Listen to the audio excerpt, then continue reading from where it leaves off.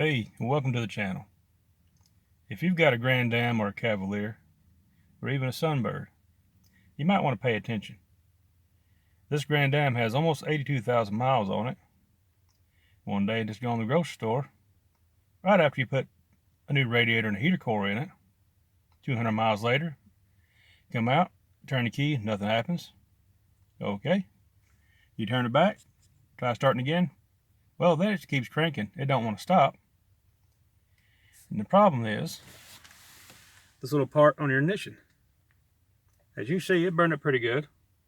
Smoke was coming out of the dash, beneath the hood. Luckily, it didn't burn anybody.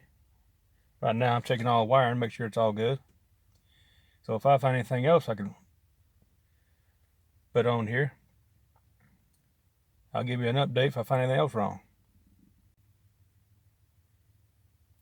So y'all have a good day. And keep this in mind, it's $25 on China Bay. So it might be a little cheap in insurance, save on your car.